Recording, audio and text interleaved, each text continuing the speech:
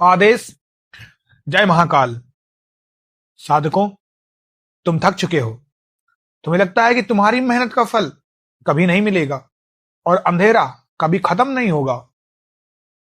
जागते रहो, क्योंकि जब नियति तुम्हारी किस्मत का ताला खोलने वाली होती है तो वो शोर नहीं मचाती, बल्कि वो तुम्हें 7 ऐसे गुप्त और दिव्य संकेत देती है जो इस बात का प्रमाण है कि तुम्हारा अच्छा समय अब शुरू होने वाला है, जिसे हम स्वर्ण काल कहते हैं।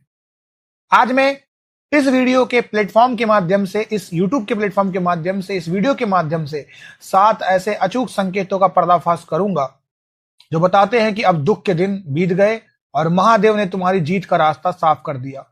अगर ये 7 निशानियां तुम्हें मिल रही हैं तो समझ लो तुम अब शून्य से शिखर की ओर बढ़ने वाले हो।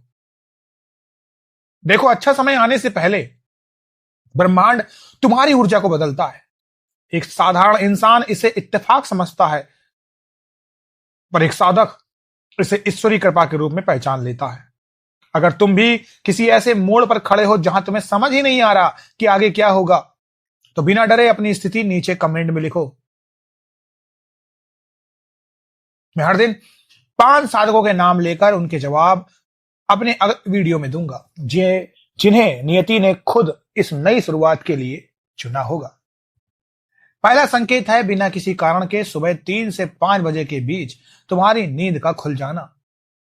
अघोर शास्त्र कहता है कि यह अमृत बेला है।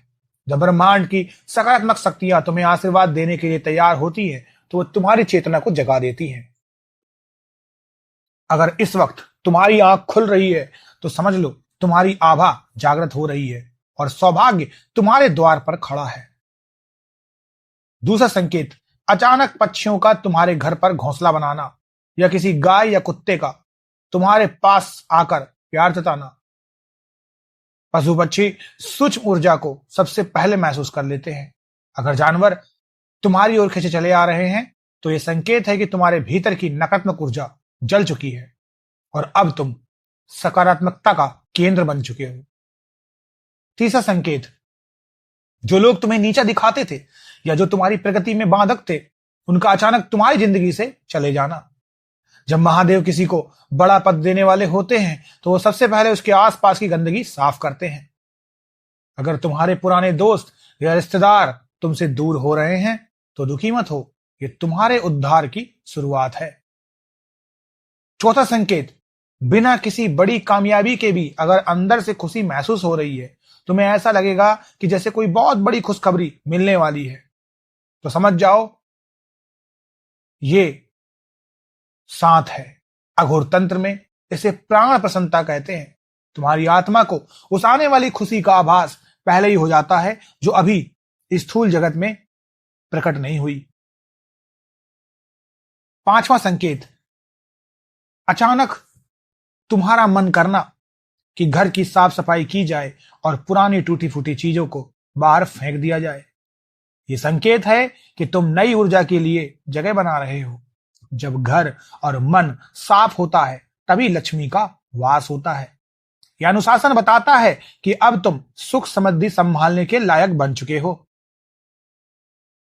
छठा संकेत, जब तुम अपने इष्ट के सामने बैठो और बिना किसी दुख के तुम्हारी आंखों से आंसू बहने लगे, तो यह भाव सिद्धि का लक्षण है।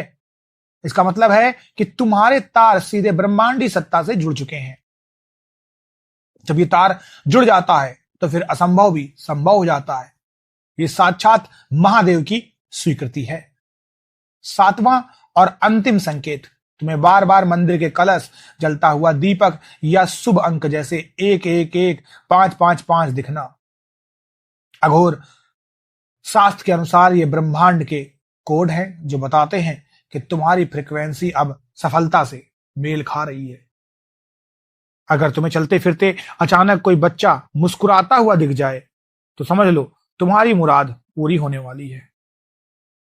साधकों, इसे ऐसे समझो जैसे जब बिजली आने वाली होती है तो बल्ब अचानक हल्का सा झपकता है। वो झपकना इस बात का सबूत है कि घर में करंट आ चुका है और अब पूरा घर रोशन होने वाला है। ये संकेत यानी 7 संकेत वही झपकन है। अगर तुम उस वक्त हार मान लोगे तो तुम उस रोशनी को देख नहीं पाओगे। देखो, जैसे भूखे को रोटी की खुशबू दूर से आ जाती है, वैसे ही सच्चे साधक को अपने भाग्य के उदय की गूंज पहले ही सुनाई दे जाती है। अपनी श्रद्धा को कम मत होने देना, क्योंकि तुम्हारी जीत का मंच तैयार हो चुका है। अच्छा समय आने वाला है, इसका मतलब ये नहीं कि तुम कर्म करना ही छोड़ दो। कई लोग इन संकेतों को देखकर आलसी हो जाते हैं। याद रखना, संकेत रास्ता दिखाते हैं, मंजिल तक पहुंचाते नहीं। अगर तुम मर्यादा छोड़ दोगे, कर्म नहीं करोगे, अहंकार करोगे या किसी का दिल दुखाओगे, तो महादेव वो खुलता हुआ दरवाजा तुरंत बंद भी कर देंगे। शक्ति और समृद्धि केवल उनके पास टिकती है जो विनम्र होते हैं। पाखंड से दूर रहो और अपने गुरु के बताए मार्ग पर अडिग रहो, तभी ये अच्छा समय अमर होगा। अब ईमानदारी से बताओ, क्या तुम्हें भी सुबह ब्रह्म मुहूर्त में वो दिव्य शांति महसूस हो रही है? क्या तुम्हारे आसपास के लोग अचानक बदलने लगे हैं? अपनी सच्चाई कमेंट में लिखो, क्योंकि गुरु के सामने अपनी स्थिति को बताना ही उस सौभाग्य को स्थायी बनाने का तरीका है। अपने अनुभवों को साझा करो। महादेव ने चाहा तो कल अपने जवाब में बताऊंगा कि इस शुभ समय को और तेज कैसे करना है। इस अघोर साम्राज्य के साथ जुड़ो और अपने भाग के विधाता स्वयं बनो। आदेश। जय महाकाल।